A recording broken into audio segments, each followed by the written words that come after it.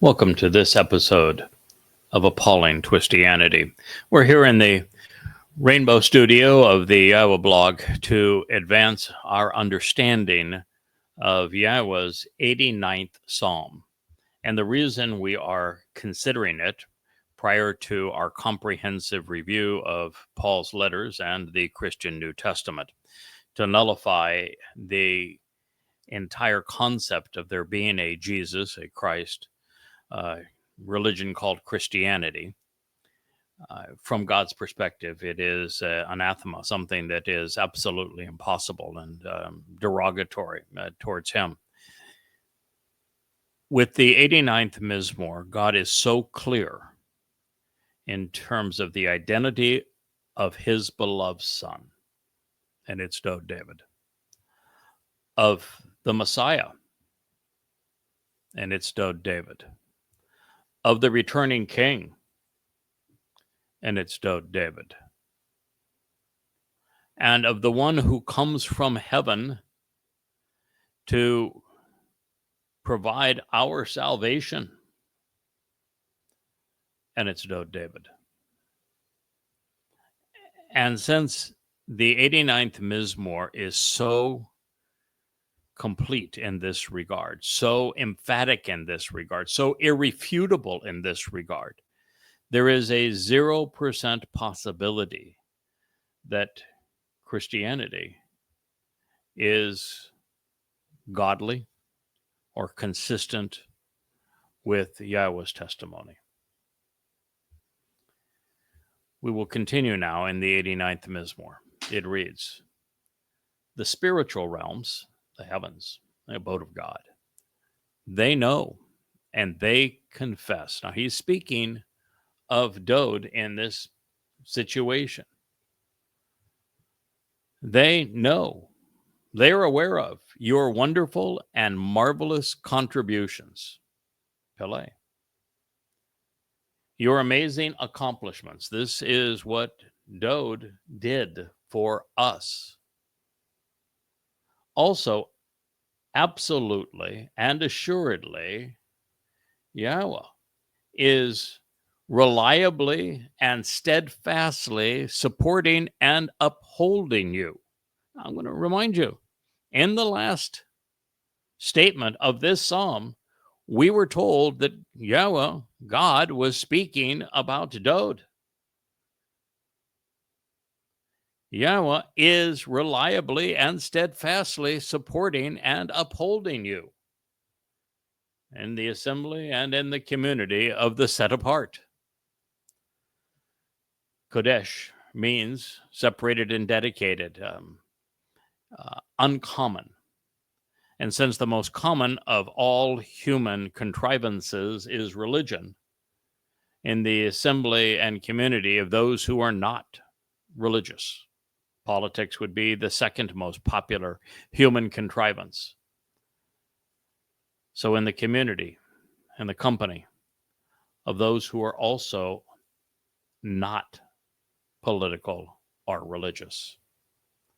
89.5. And the reason that heaven knows all about Dode is he had spent 1,000 years in Shamaim prior to returning in his second of three lives. And he will spend 2,000 years in Shamaim before returning for his third of three lives when he comes back as king.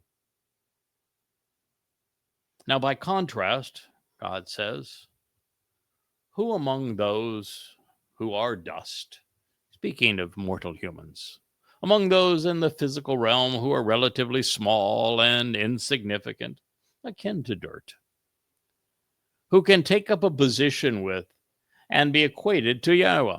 In other words, some numbskull Christian today was responding to a post that I had yesterday, presenting a short video form affirming that Jesus never existed and that Dode is the Messiah and the Son of God. And he wrote back, "Christ is King." And I wrote back to him, well, that is your opinion, but God himself says that Dode is the Malak, the returning former and returning king of Israel and of the world. So your opinion differs from God's testimony. That doesn't sound smart to me. And that is what we're hearing here.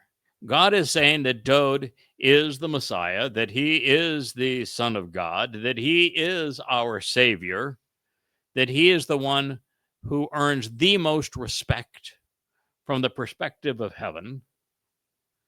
And then we read that, well, God's opinion matters more than men.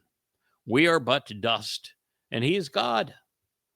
So if God says that Dowd is the Messiah, the Savior, the King, and his son, then the opinions of Peter, Paul, Luke, and Mark don't mean crap. That's the bottom line here. You can't have a religion where you claim that it was inspired by the God who inspired the Psalms and have your religion be diametrically opposed to the statements of the God who wrote and inspired these Psalms. Rational, right? So, why do Christians attach their Old Testament to a New Testament when they are diametrically opposed to one another? Believing opposites are the same is insane. Among the sons of God, he is the one who resembles and can be compared to Yahowah. Whoa, that's quite a statement. Psalm 89:6. Again, we were told that this individual is David. He was listed by name. There is no reference in this psalm to a Jesus or to a Christ. There is no reference to a Jesus or a Christ anywhere in the Torah, prophets, and Psalms. And in this case, Dowd's name was inserted right in the midst of the sentence. Dowd, David. And now we're being asked to ponder the realization that from God's own testimony, Dowd among the sons of God, and there are many because Bakudim is a firstborn children, plural, harvest, and that God actually speaks. Could you, Rich, please take care of the dog? She's really devouring her paws there. I'm sorry, we occasionally have to deal with Asher, who knows that the moment we begin a program like this, has the opportunity to chew on the paws that we would not normally allow her to do and harm herself in that way. So she's gone right back at it. So we have to occasionally attend to her needs. We care for our Labrador pal, and she has a tendency to inflict harm upon herself from time to time. All right. So what God is saying here is that there are numerous sons of God. Dowd is clearly God's firstborn, but he refers to others as sons. In particular, he refers to the man who makes the sacrifice of the Adam of Torah as a son, certainly not as a firstborn, not in the league of Dowd, but yes, he refers to him as a ben in several different places. So God has sons, but there is none that can be compared to or resembles Dowd. And because Dowd is as close to Yahowah as any man has ever been or will ever be. Now, this is to such a degree that at the conclusion of this Mizmor, we're going to read Yahowah stating that when he returns with his beloved son, Dowd, David, that Dowd will not only be as brilliant as the sun, but he will be Elyon, which is typically translated Almighty. So there's only one man that meets this criterion. So once we accept that this is Yahowah, continuing to speak to and about his beloved Son in the opening statement, and then to everyone else in the subsequent question, we find God pulling our heads out of the muck of belligerent ignorance and then slapping us across the cheek, because he is saying that anyone and everyone around him and in heaven knows full well that Dode has done this, that he has fulfilled the Moed Mikre, that he is the former and returning king, that he is God's beloved Son. And they openly acknowledge the Messiah's marvelous contributions to make the heavenly experience especially wonderful. God is also stating that those who know him, those who actually matter to God, realize that he is devoted to his Son, as he should be, as a father steadfastly supporting and upholding Dode, which is why God is so damned upset with Christianity. He despises it because it robs him of his Son.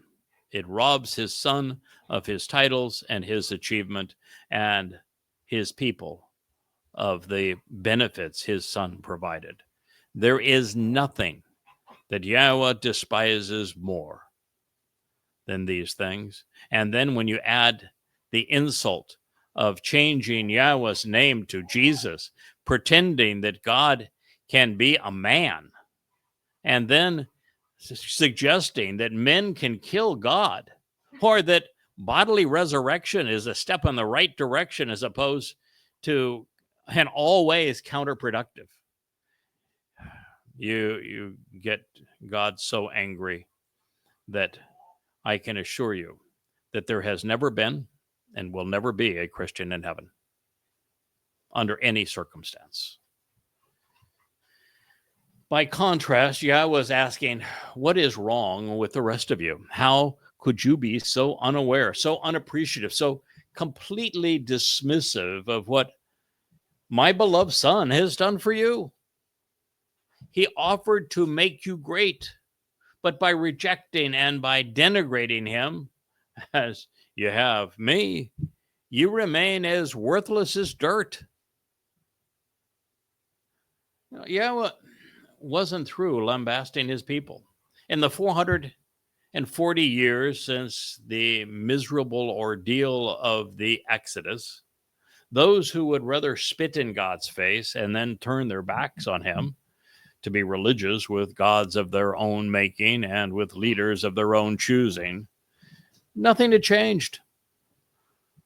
Loving Israelites is like trying to give a psychotic and cantankerous, arthritic porcupine with rabies a hug. It's just not going to turn out well. And sadly, at the conclusion of the greatest life ever lived, of the man Yahweh chose above others, above all others, of the one he anointed 3 times as Messiah, and the one he unabashedly called his beloved Son, the one who wrote vociferously of his impending sacrifice and crucifixion on Passover, the one who Yahweh inspired to unite, to protect, to teach, and to guide his people, their former and returning king. God scolds Israel for tossing it all away. All that Dode had and would achieve would be forgotten, and he would be replaced with charlatans and myths, fables, even with the star of a false Messiah and a torture cross dedicated to another, all to the people's detriment and to God's immense frustration. No one was thinking according to God, and that would have to change for there to be any form of reconciliation. And that is why this psalm was written. It's why I'm here addressing you today on this very subject. Israel had demonstrated over and over again, even in the best of times, brief as they may have been, that someone had to be positioned between God and his people. Direct contact had been a disaster. So after 400 years of estrangement in Mitzrayim, under the yoke of a caste system evoking their enslavement, 40 years of herding miserable malcontents through the wilderness because they spit in God's face, and another 400 years of rebellion in the promised land. Once they finally entered, Yahweh chose and equipped Dod to shepherd his people as their king. But even then, he would reign for 40 years through their increasing discontent. And Dod eventually gave up, as had Moshe before him. So at this moment, with these words, as the cornerstone of his house is being laid, Yahweh asks his belligerent, irascible, and self-destructive people, who else can take up a position with me such that he is essentially my equivalent? Who else thinks like me and can represent me? Who else can be compared to Yahweh among the sons of God? One man. Dod. There is but one. I, of course, know the answer, and now so do you. But why, with all of the pronouncements Yahweh provided regarding him, have his own people failed to acknowledge this obvious conclusion for the past 2,990 years? It's Dod. He's the one. He's the answer. No one else was qualified and equipped to heal the rift or lead the reconciled remnant of Israel and the covenant family through eternity. Fact is, there is no remnant nor family without him. God doesn't return without him. Our planet is destroyed without him. So, do God, his Son, and I, as their witness, have your undivided attention? And if not, why not? You know, it was a riddle with a ridiculously easy answer. And the one who is equated with Yahweh, the one who thinks like Yahweh, especially among the children of God, is, of course, Dod. God answers the question himself. He is the man after God's heart. The aforementioned, this affirmation, I should say, appears in Shamuel, meaning he listens to God, which is really good advice. 1 Samuel 13:14, a passage that we will consider later in these chapters, presenting what is needed to refute the ill effects of Christianity and how the religion robs everyone of knowledge of the very Son of God, our Messiah and Savior, indeed our King. And so while this is true, the proclamation was designed to set up a comparison between the wonderful accomplishments of Father and Son, which are acknowledged in heaven, contrasted with the meaningless myths attributed to the sons of God conceived within the material realm, Dionysus and Jesus being among the impostors. The words men have attributed to them pale in comparison to the message that Yahweh has conveyed regarding his beloved. If I asked you to uphold the most important aspects of Yahweh's character and his greatest contributions to humankind, I don't know what your answer would be, but mine would be trustworthiness and loyalty. Without them, nothing else matters. proving it is the purpose of the Nabi, as they validate the credibility of Yah's inspiration. Enabling them is the purpose of the Torah, because without guidance, there can be no trust. But loyalty is as essential.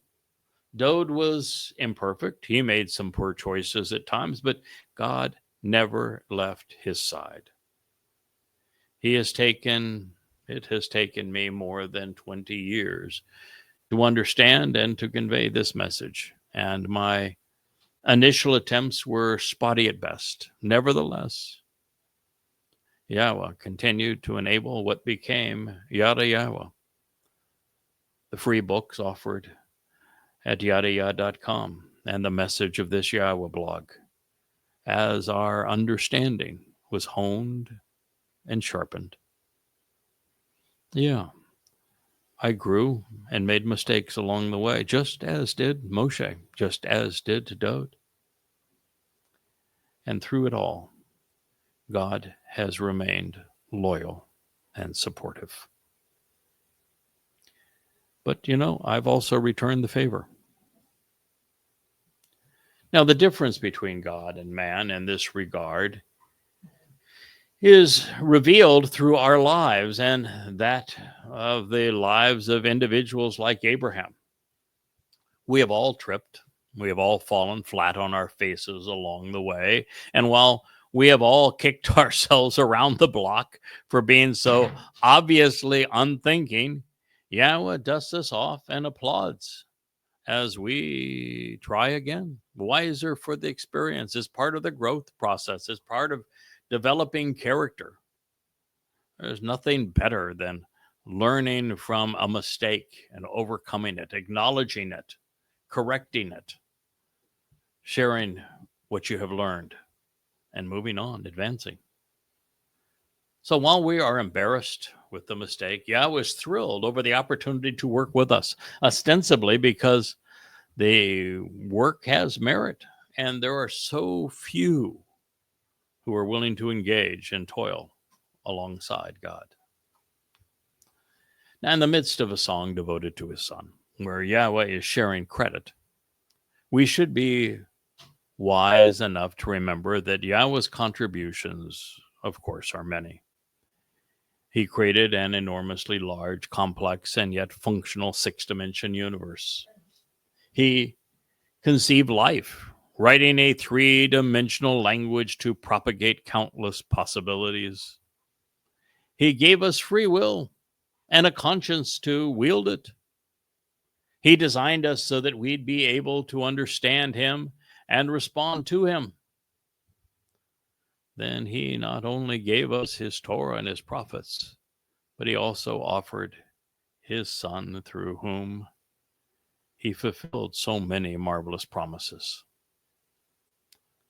Now, amongst the most ignorant and irrational notions ever popularized by men is that we all worship the same God. The actual God begs to differ. Religious gods are fundamentally different from one another, and so are their scriptures and names, making this religiously unifying belief ludicrous. What's more, the traits common among false gods are universally foreign to Yahweh. Said another way, aligning our thinking with Yahweh necessitates a willingness to reject religious presumptions and false gods. As we proceed, the following is a continuation of the previous thought. So, in context, we return to the psalm and read, among the sons of God, he is the one who resembles and can be compared to, thinks like and processes information similarly to Yahweh, a God who is inspiring and awesome in the counsel of the set-apart ones, tremendously inspiring and abundantly respected beyond all of those arranged around him. Mizmor Psalm 89:7. Yes, God's intent is to inspire us. He is awesome, and yet he never overpowers us. He never seeks to overwhelm us. He doesn't show off. But in the council of those who are set apart, of those who are separated, of those who are uncommon, the Kodeshim, he is tremendously inspiring and abundantly respected. He is Yahweh. And this is what God deserves. He has earned our respect, and we should give it to him. And the opposite of that is to disrespect him by pretending that God is as small as a man, by pretending that God can be killed by men, by pretending that God has a different name than Yahweh, by pretending that God has a son other than Dod, by pretending that there is another king. To know Yahweh is to respect him. To understand Yahweh is to revere him. To accept what he is asking and offering in return is to join the council of the set apart. I know. I've not only been there, I live there. Now, this next line was likely spoken by the council of the set apart, who have acknowledged Dod's marvelous contributions, because now they are celebrating what makes his father so special. Yahweh, that is the proper pronouncement of the name of our Elohim, of our Eloah, God, directed by his Torah teaching regarding his Haya existence. Yahweh, God of the vast array of spiritual implements, the Sabbath. Who and what is comparable to the awesome and extraordinary gifts, those great treasures which you have stored up, which are all around you, including your unwavering commitment to the truth. The reason this is here is very much like Chabauk in the middle of that renunciation of Paul, calling Paul the plague of death. When Chabauk is being shown the rot that Paul would write about God and how he would rob Dod to create this myth of Jesus. Said, wait a minute, God, you can't die? What in the world is this idiot talking about? And well, this is a similar statement. It comes from a similar perspective. The set apart and Shamaim are saying, wait a minute, God, there's nobody else like you. What's this notion that a man is supposed to be God? No, I mean, come on. It's stupid. It's ridiculous. You know, the vast array of spiritual implements. This would be all of the malak, the cherubim, the various ruach that serve Yahweh. They are so unique that there is no one that is comparable to the awesome nature and extraordinary gifts, the great treasure which have been stored up, which are all around Yah, including this thing that is essential to Yah's nature, unwavering commitment to the truth. Emunah, your honesty and dependability. This is the thing that I said, I think, distinguishes God above all other things. That God is honest, he's dependable, he's reliable, he's committed to the truth. It is from Emun, which means the enduring witness to the truth, and Aman, to support, to confirm, and to uphold that which is trustworthy and reliable, verifiable, and affirming that which is correct and accurate. Mizmor lyrics to sing, Psalm 89:8. Of course, it's another rhetorical question, yet as few as 1 in a million know the simple answer. Most don't even know where to look for it. This is now the fourth time we have seen emunah, trustworthiness, used to either describe Yahweh or to define that which is among his attributes, enriching our relationship with him. It appears in Psalm 89:1, 89:2, 89:5, and here again in 89:8. So do you see that there is a pattern developing here where it is important as we consider everything that pertains to God that he is, in fact, trustworthy. So if God says Dode is the Messiah, you can trust him. Dode is the Messiah. If God says Dode is my chosen one, then you can trust him. Dode is his chosen one. If Yahweh says Dode is my beloved son, then guess what? Dode is his beloved son. If Yahweh says he is the returning king, then Dode is the returning king. If Yahweh says that Dode is essentially Elyon, Almighty God, his right hand, then we can rely on that because Yahweh is dependable. And that means that if you come up with a religion that claims otherwise, as is the case with Christianity, Judaism, and Islam, those religions would be by definition unreliable and untrue. In this regard, the emunah truth is that Dode's life and lyrics matter more than any other. As our Savior, he is offering the gift of life. And as Yah's answer, the Messiah provides the antidote for the corruption of Appalling Christianity and for the perversions of rabbinic Judaism. Just as surely as trust is the remedy for faith. Those who know rely. Those who don't believe. Trust is empowering. It is enlightening. It is enriching. It is liberating. While faith devalues, it bewilders, it depreciates, it ensnares. Having now established the proper vantage point to capitalize upon what Father and Son are offering, and after hearing from the spiritual realm, Yahweh resumes speaking to us in first person about our Messiah and King, the great lyricist who composed the Proverbs and Psalms, the defender of the people. God cites his beloved prophet to specifically target the destructive nature and the pervasive and improper approach that arises from the sea.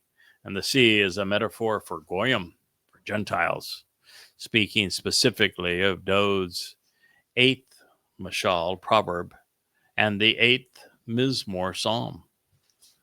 God says, "You have conveyed vivid parables, Atah Mashal.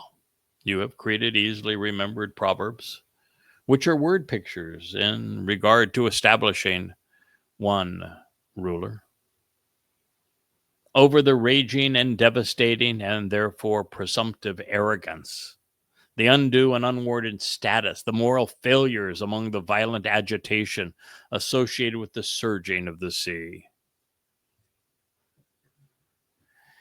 When its turbulent and surging waters rise up in deceit, when its stormy conditions and strong currents, which are contaminated with biological excrement and defiling human dung, are roused using clever trickery and crafty delusions, you expose them.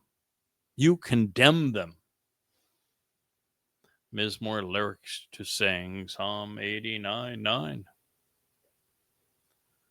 The most popular belief system among Gentiles is Roman Catholicism, followed by Orthodox and Protestant Christianity.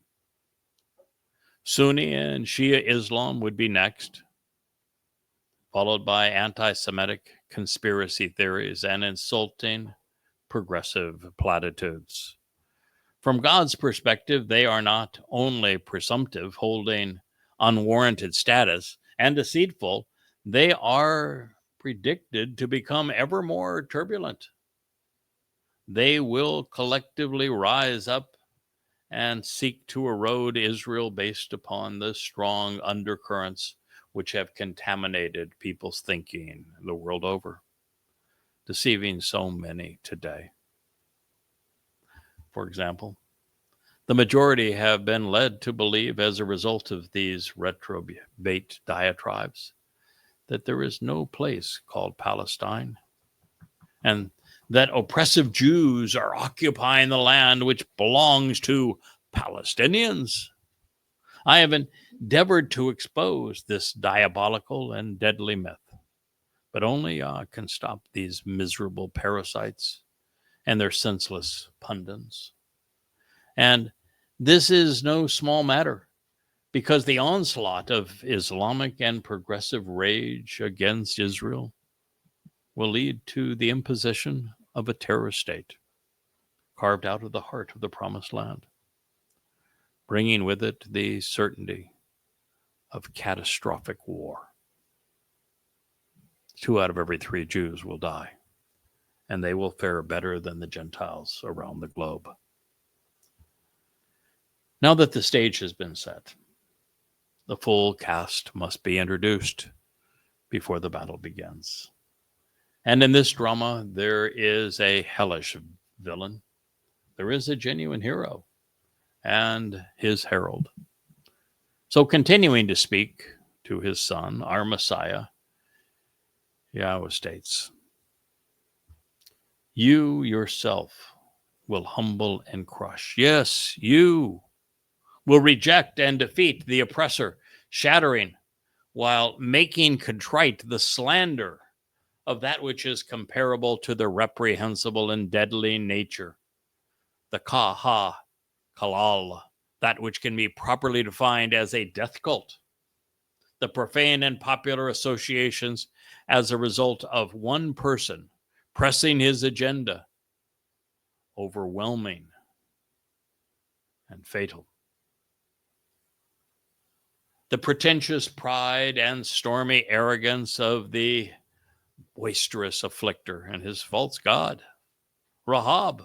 This speaks of the haughtiness and frenzied activity of the insolent and the audacious one who presses his contentious and opposing plea, the defiant and confused musings associated with and emboldened by his verbal taunts for religious worship and submission, along with the senseless behavior and insubordinate taunts of self-willed individuals who falsely claim divine authorization in concert with the monstrous sea of idolatry, all with the empowered and fortified, uncompromising and steadfast, strong arm of your Zeroah, who is sowing the seeds for this harvest.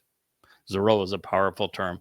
It is the protective ram of yours who prevails because he is effective and fully resolved on your behalf, demonstrating the overall ability to accomplish your mission as a remarkably impactful individual of action who is fruitful in your ways, especially when sowing your seeds, which when cultivated grow and are productive when denoting and advancing your purpose in the harvest and through the sacrificial lamb.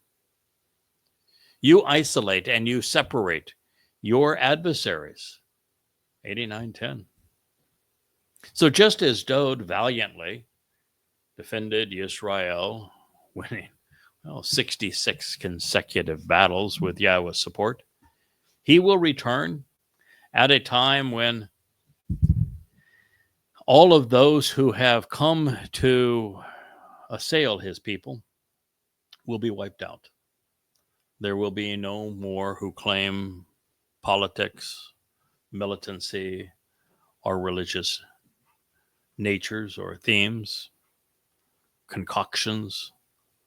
There will be no conspiratorial adversaries. And at this point, God will literally incinerate them in the presence of the third and final Zeroah, the one sowing the seeds for the final harvest. Now, since this song was written by Yahweh to express his enduring admiration for his son, God is continuing to speak to and about Dode, making you lowercase.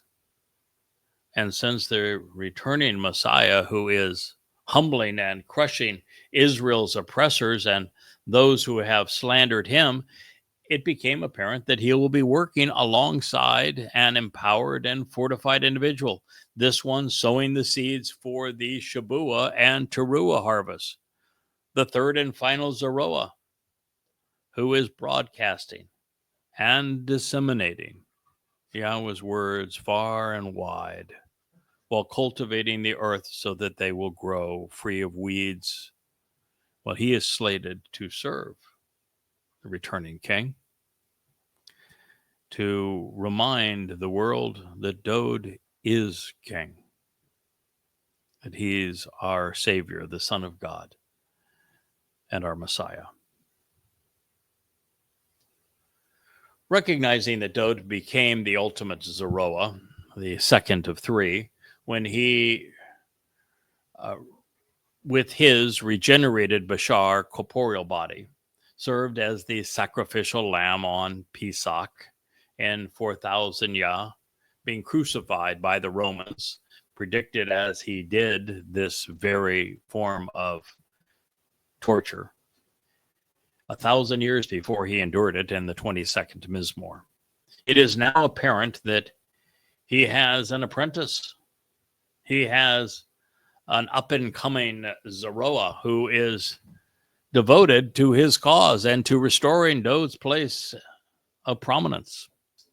And so the Messiah Zeroah will be disseminating all that can be known about Dode's essential role and his purpose in Yahweh's plan and the lives of his people. Now, this would make sowing and cultivating workmanlike in the Zeroah's case here as the herald of the most important Zeroah, the sacrificial lamb, who had served as the Pesach El 40 Yobel prior. Dode's Zeroah would not only be preparing Israel for the arrival of their king, he would be Daka, rejecting and shattering the slanderous nature of Ha-Chalal, the reprehensible and deadly nature of the Rahab, the boisterous afflictor, the frenzied and contentious actions of the religious who are audacious and emboldened. Speaking of Christians and Muslims, even of the Orthodox Jews. And for this purpose, Dode Zeroah will have Ben Oz empowered and fortified, such that he is prepared to Zeroah, disperse and cultivate the seeds which magnify the harvest. The next, of course, being Shabuah, followed by Towrah. And should we question why the first mention of Zeroah in Dode's song points to the final Zeroah, his herald, who is working alongside the mighty Zeroah to rid Israel of her political and religious foes and to bring God's people home? The answer is that while Dode was the ultimate Zeroah as the Passover lamb, well, he is returning as king.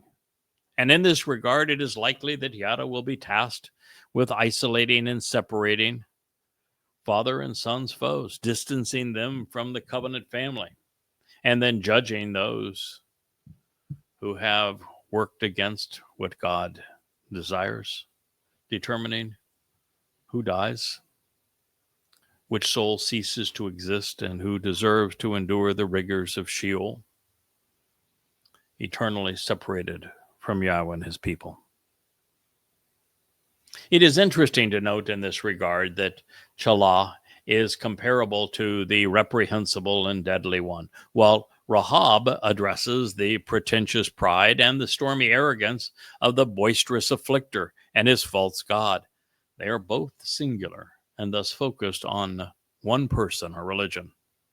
And it is Chalal, popular and fatal. At this point, it sounds like the Torahless one, inspiring Muslims to kill Jews, doesn't it?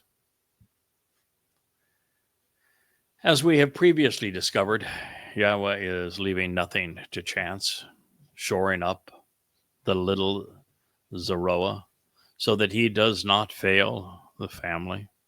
And so this Zeroah, sower of seeds, is fully Oz, empowered and fortified, mentally equipped and psychologically prepared to combat the Rahab, this frenzied activity and audaciousness of the contentiousness and the confused hordes seeking to exterminate Jews as part of their religious worship and submission.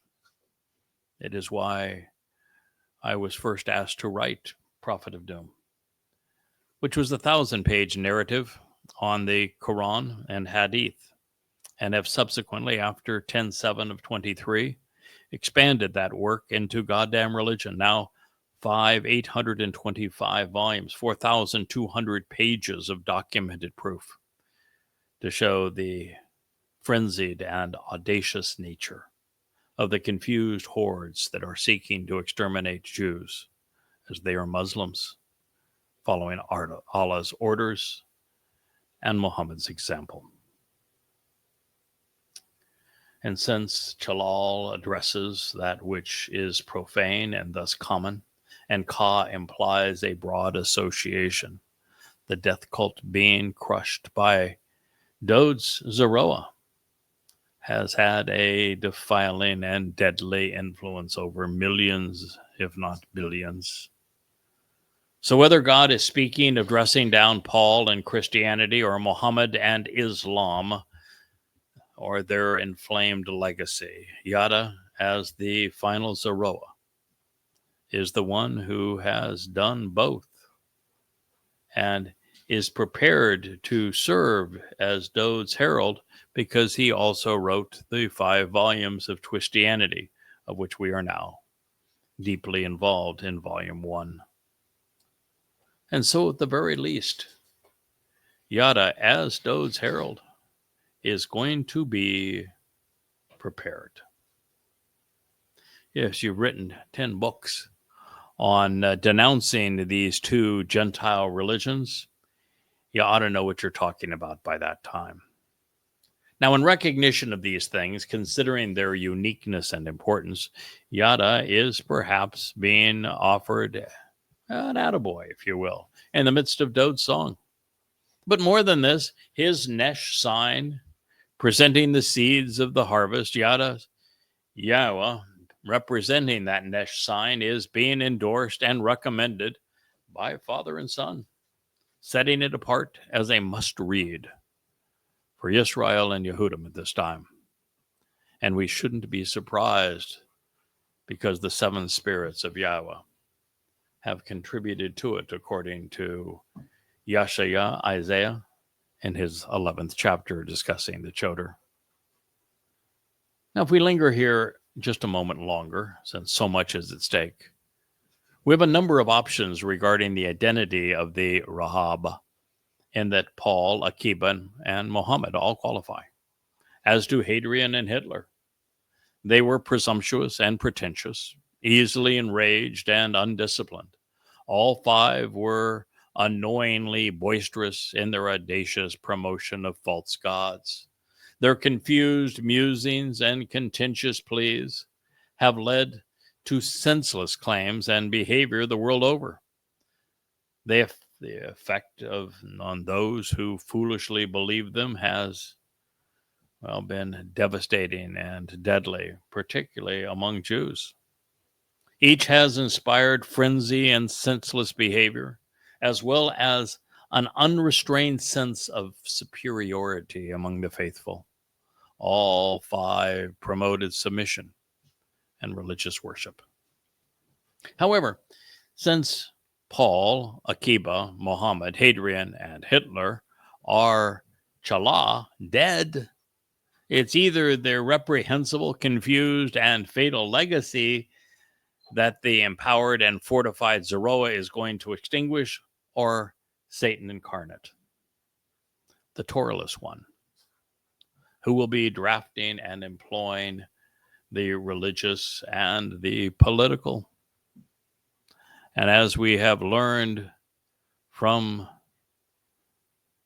the prophet Isaiah, from what David as Gabriel revealed to Daniel, and through the Antichrist's autobiographical narrative in Ezekiel, the Torahless one, known to Christians as the Antichrist, is Donald J. Trump. And this puts us at an interesting place in this Mizmor, because we are adversaries. In the end, it will be my witness against his. He will eventually move to Jerusalem. He will be embraced by Israel, even though he is the man most responsible for dissecting the nation in its midst, with promises of peace that will not be honored. And he will ultimately confront me. And I will, for the moment, stand down, allowing him to bludgeon me to death. Just as Dode allowed the beast of Rome to bludgeon his corporeal body to death to fulfill Pesach, I will do so in the fulfillment of Towrah. But ultimately, it will be Satan's undoing, his last hurrah. Because in the sacrifice of the Adam of Parah, Israel is restored. It is also germane to note that there are two principal and one supportive Zeroah. Moshe and Dode are the heroes of this story, and Yada has been asked to tell this story to you about them. Also instructive, while Moshe tried to do it all himself and did not delegate, the mightiest of the Zeroah, Dode, as king and returning as he is essentially God, will follow his father's example. So while he is orchestrating these events, shepherding the flock, and acting as the master of ceremonies during the family reunion, he will have those serving beneath him clean up much of the mess that men have made, isolating the belligerents and separating the worst of them. Now, in this regard, even though Yada is a diminutive Zeroah by compared to Moshe and Dode, he still wields a strong arm, the very influence of God. And he remains fortified by the seven spirits of Yahweh, something that is unique to him. Moreover, judging and condemning the worst men on Yahweh's most hated list is something Yahweh has, or Yada, I should say, has requested, or that Yahweh has afforded to me. And as I have written the 3 volumes of Babel against Judaism, the 5 volumes of Twistianity against Christianity, and the 5 volumes of goddamn religion against Islam, I'm in a position to carry out God's request. And I think I'll do a decent job, and that I've certainly earned the privilege.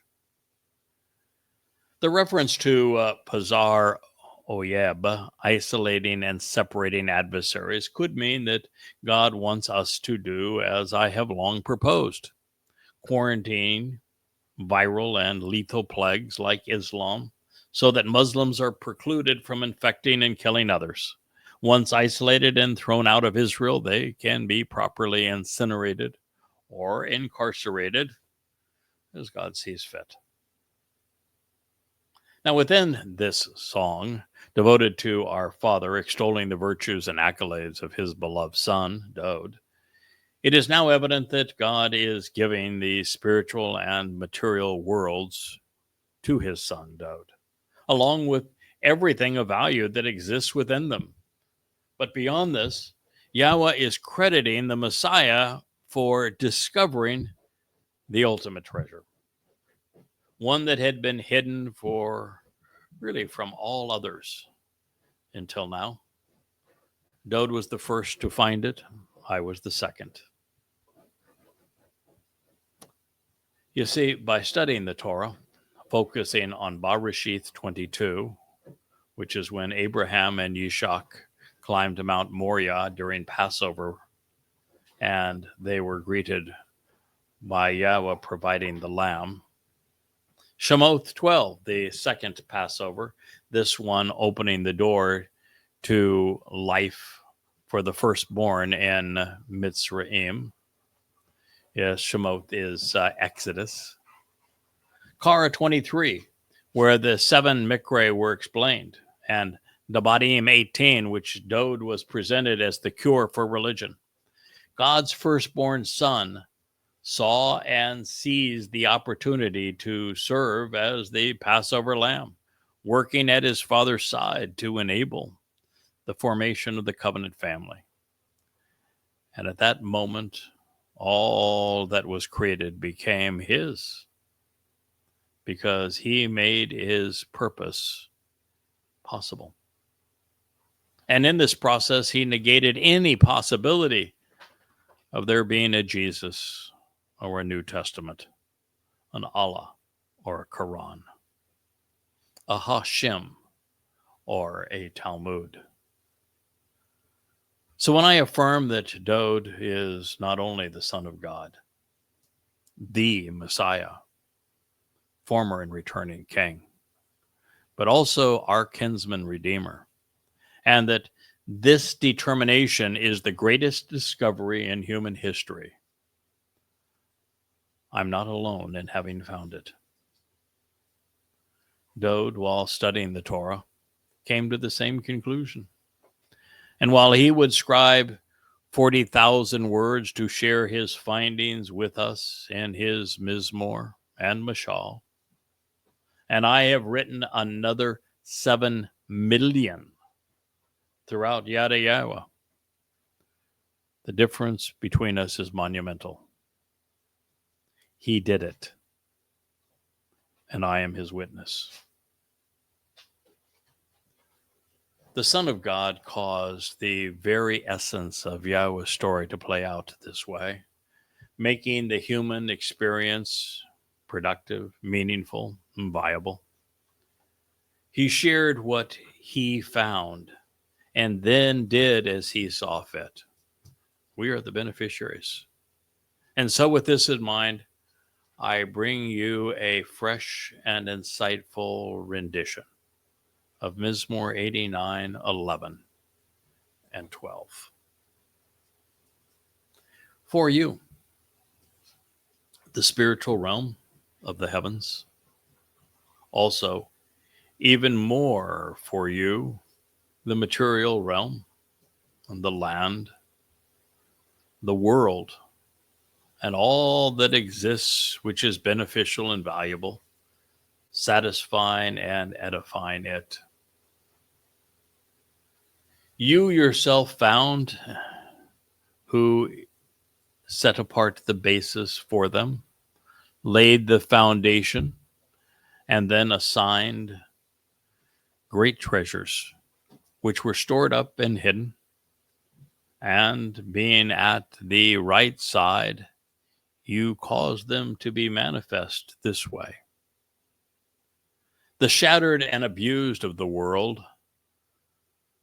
and the devoted and dedicated who had been marginalized and banned, even set for extermination.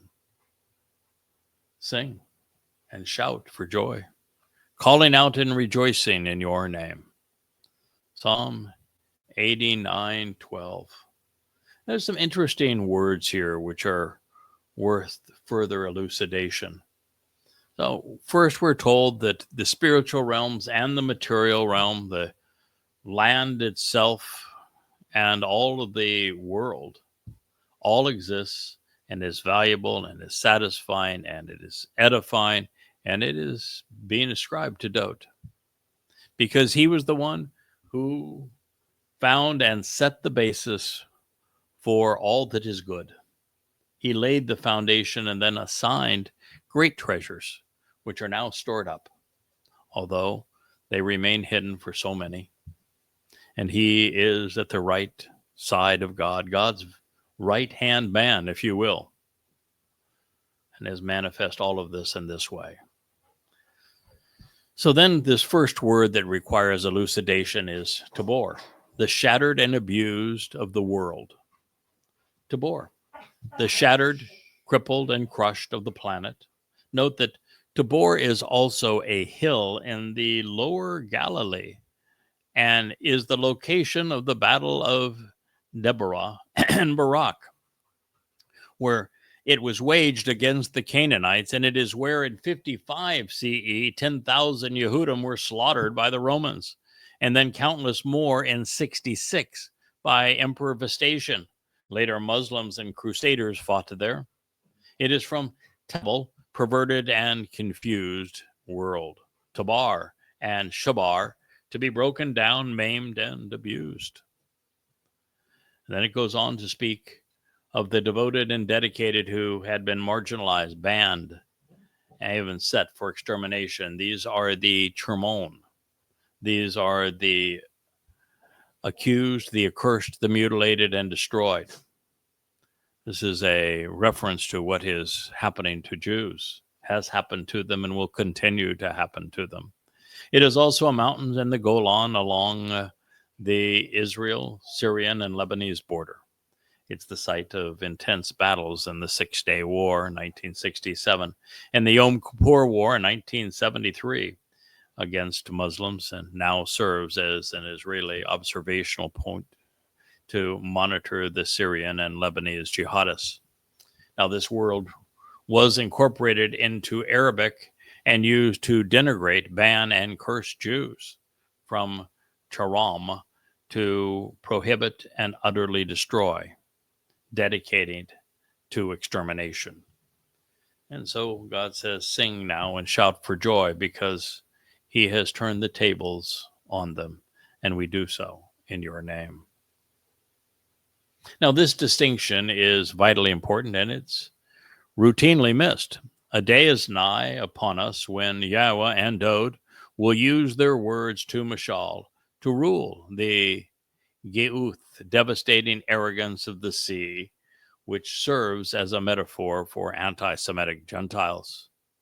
Father and son, delegating to the many working with them, will shabak, expose and stop, nasa gal, those who have risen by crafting deceitful delusions. On that day, Yahowah, Dowd, and the covenant family will daka, reject the chalal, reprehensible and deadly nature of Rahab, the pretentious afflictor, and his false gods. All while the Zeroah, this strong arm of God, this one that is cultivating the final harvest, comes crashing down upon Israel's Oyeb foes. And they will have every right to do so because it is their Father's world. He is giving it to his Son. As creator, Yahowah is in an entirely different position than those of us just living in it. And it is his Son and heir, who is Dowd, who will receive the lion's share. Therefore, we as mortal men are not called to rise up and slaughter our oppressors, as Akiba's followers attempted against Rome, with such horrid results. We are not called to be terrorists, as was Muhammad, nor crusaders, as popes had insisted, unless it is in self-defense, as was the case with Dowd protecting Yahowah's family. We should limit our attacks to courageously wielding God's words. He will take care of the rest. Ridding the world of the influence of religion can only be done at God's side. because he is also the only one who is justified in and capable of doing so. We did not create this world or conceive the life within it, and thus souls are not ours to take. Moreover, mankind has been warned since God provided humankind with copious instructions regarding behaviors where this would be the consequence. Religions are deadly because the faithful lead so many away from God by mischaracterizing him, none worse than Christianity. Their conquests and inquisitions, as well as their intent to subjugate others, particularly Jews, are entirely of human design. There are two reasons for mentioning Tabor and Hermon. First, these names are based on words revealing that there will be a turn of fortune for Israel. God's people have been broken and banned by Gentiles for 2,700 years, but their oppression is about to end. Second, the places where the chosen people were shattered and exterminated by the Romans and then Muslims will become the site of great victories. So this is prophetic of battles yet to be waged and won. For those who have suffered, victory will be especially sweet. Laments will become laughter. Pain and sorrow will turn to joy. All the while, the Zeroah will be working aside Yahowah, doing this marvelous transformation to make the world a better place. As a matter of fact, during Towrah, not only is the world purged of all traces of those who have been hostile to Israel, the religious, the political, and the conspiratorial, as well as the militant, God is going to transform the globe back to the conditions experienced in Eden. Now, that said, we are once again left to determine if Yahowah is continuing to speak to us about his son, such that the masculine singular expression of Atah is you, as in capital U, Yahowah, or a lowercase u addressing Dode, or if the set apart in the spiritual realm are expressing these thoughts about the Zeroah to Yahowah. Both iterations are true, since Dode is all of these things, and also as king, he will be reinforced in this manner.